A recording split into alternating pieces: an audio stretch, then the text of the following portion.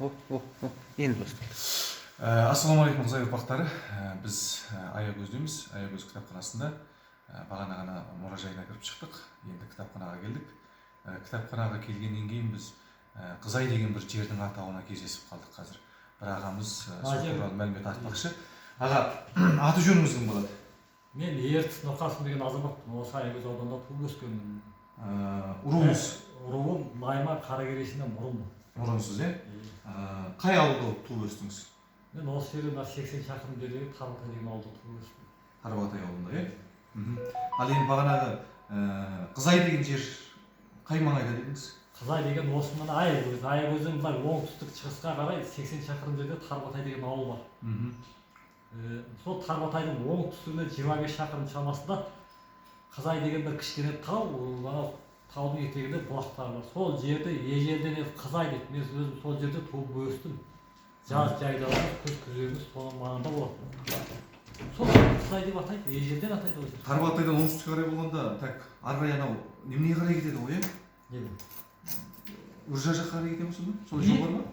Үржарға қарай кетеді, Жол бар, қазір бар. Бар, жол бар. Сол жолда 25 шақырым жерде, 25 шақырым жерде. Қызай. Ежелден. Сіз сонда туып өстіңіз? Мен сол жерде туып өстім. Мөлшермен Қызай деген жер ары берісі қанша шақырымдай жерді атайды мысалы? Мен айтқанда сол бұлақ. Өзара бұрын өзара малшылар бөліп беретін. Мына жер сенің жайлауың, мына жер сенің күзегің, мына жер сенің қыстауың деп. Сол жерде Қызай деген жер күзектік жер болатын. Күзектік жер? Білесің ғой күзектік? Білемін. Сол күзектік жер болатын.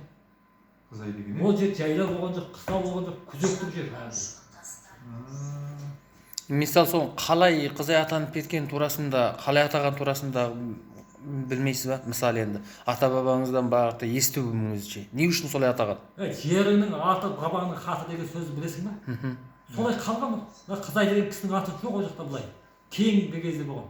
Бізде себеп сұрап тұрғанымыз осы мұрынның немесінде, тұқымдарында мұрыннан кейінгі 9-шы атада немене бар екен? Қызай деген бір кісі болыпты. Ол бірақ Ақсуатта өмір сүріпті. Ақсуатта Қызай қыстақ деген бір жер таптық. Қызай қыстақта сол жерде ол кісі сол жерде өмір сүріп, сол жерде өскен екен. Ол кісі бай болған адам екен. Одан кейін тағы бір 6 атадан алдым екен. Қазір ұрпақтары бар екен Қызай деген кісінің. Сол себептен сұрап атқанымыз ғой, енді бұрын бір басқа сондай Қызай деген адам атын мүмкін мен енді өз басым мен өзім мұрынмын. Менің әкем де мұрын, шешем де мұрын, әкем шешесі де мұрын, мен атам аты Нұрқасым да шешесі мұрын. Бірақ мен енді мүмкін бар шығар Қызай деген кісі. Бірақ енді мен енді біраз ұлыларды шежіресін оқыдым енді біздің мұрынға байланысты. Бірақ енді Қызай деген кісі, Қызай деген атаны естідім. Кезіктіріп көрген жоқсыз, Кезіктірген жоқ. Жақсы, рахмет Қызай ұрпақтары. Онда жаңа тың дерекке ие болдық міне. Енді ол туралы зерттеп көретін боламыз. Ағамызға рахмет, көп мың жасаңыз. Рахмет. Сондай бір дерек бар да. Ол енді қанды жағыңыз осыдан көп ұзақ жерде емес қой? Бір 10 шақырым ба? Іргеде ғана. Сол жерде күтушілік қызмет атқарған дейді. Онда киіз үйлер тіккен, бағана малдарды сойған, сол келісімге келген кісілерді күткен кезінде. Үлкен келісімшартта. Сондықтан ол енді не үшін сондай қызмет атқарады дегенде, ол кісілер біздің Қызай ұрпақтарының сөзі осы жерде өмір сүрген деген сөз. Енді басқа жақта өмір сүрсе, ол жақтан келіп қызмет атқармайды ғой. Сол енді осы жерде болғандықтан сондай қызмет атқарған деген идеяламыз. Осы жерде өмір сүрген. Енді біздің іздеп жүргеніміз Қызай анамыз. Қызай анамыз қай жерге жерленді? 1796 жылға дейін бар ғой. Осы жақта отырған Қызайлар. Осы Тарбатайдың теріскейінде отырған. 1796 деген несі ғой? Оған орыстардың мынада Семейде болған Андреев деген капитан болған. Орыстардың патша үкіметінің. Ол енді тыңшыда болған, өзі журналист, тілшіде болған, өзі көрген білгендердің барлығын жазып отырған. Біздің бұрында мынада Шыңғыс Тағлауов осыған 1750 жылғы дейін. Одан кейін былай қарай жылжыған кезде мына өкіметтің түбіндегі қыстақтарды сол осы аталық Қызай матайлап сатып кетті. Кәдімгі сол қыстақтардың жерлерін кәдімгі сатып өздері байға көшіп кетті. Оны қалай сатқан? Кімге сатқан сонда? Сол жаңадан енді мен көшіп келдім, 1799 жылы маған сатып кеткен кәдімгі, сатып кетті. Ол ана бұрын шежіресі деген кітаптарда деректерінде бар. Ана Мүсәйіп деген кісі бар Алматыда соның бәрін зерттеп, ол 1899-1911 жылдары мына патша өкіметі Қазақ даласында жан-жақты мамандармен қамтылған экспедиция аттандырған. Екі рет экспедиция. Щербина деген Кузнецов дегендердің. Ондағы ол экспедицияны патша өкіметінің шығынданып аттандырғаны, олар қазақтарда қанша мал бар, қанша адам бар, бұлар қаншалықты сауатты, қаншалықты мұсылманша сауатты, қаншалықты орыс тілінде сауатты. Бұлар қанша шөп шапты, қанша кигіз үй бар, қанша там үй бар, бәрін зерттеген. Олардың зерттеген себебі, егер қазақтарды соған шұрайлы жерлерін алып, тағыдан ішкі Ресейден орыстарда келіп қоныстандыру болған. Сол кезде бұлар мына жерге қашан келді, қандай тарихпен келді, келген кезде кімдер отырды, соның барлығы жазылған. Сонда сол ана жерлерді алған кезде біздің аталарымыз сонда да кейбіреулері сол ана нелерді сатып кетті олар. Жерлер. Сол ана 1796 жылдар кетті біздің аталарымыз. Мәселе сонда кімге сатты?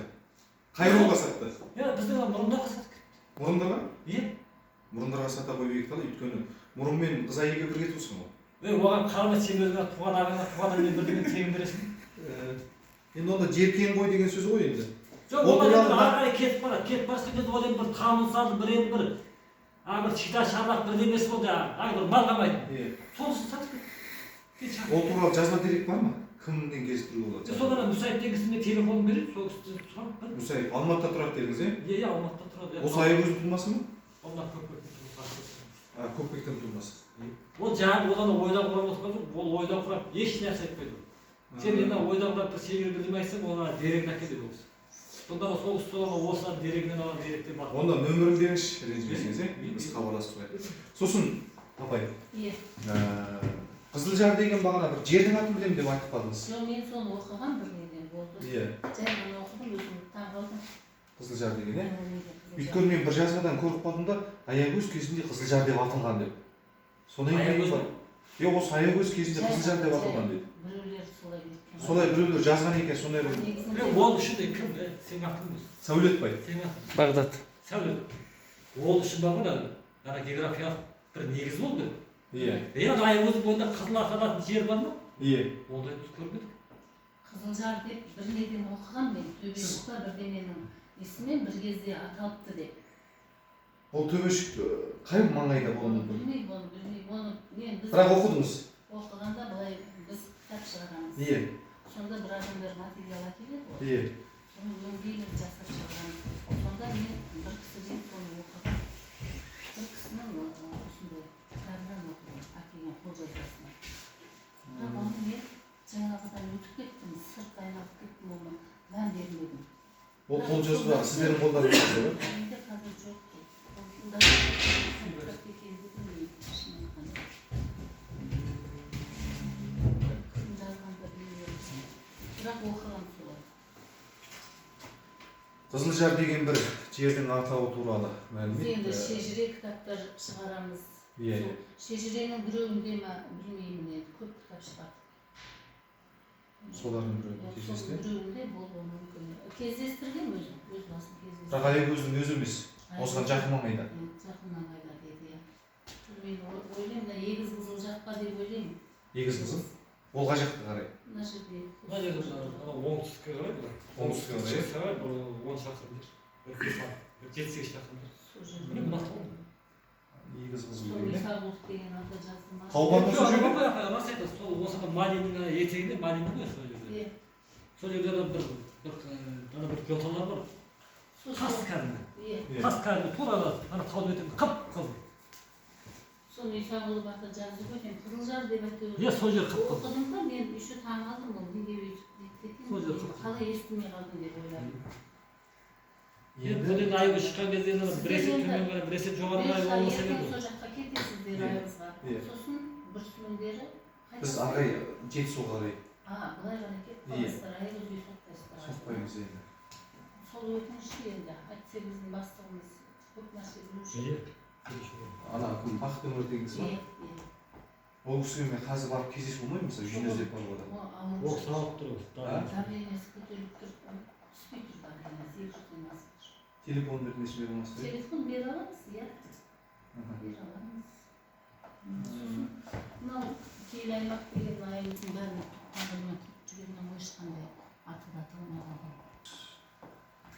1500 жылдар аралығында мысалы бізде қағаз болған жоқ шығар, кітаптар болған жоқ қой ол кездерде. Тері жарғаққа жазылып қалғандай бір материалдар көзіңіз шалған жоқ па? Теріге жазылған карталар, жазулар. Ондай қайда болуы мүмкін дейді. Бізде музейде болуы мүмкін ба? Музейде жоқ, музейге кіріп шықтық. Музейге кіріп шықтық. Музейде болмаса енді Енді басқа халықтың қолын.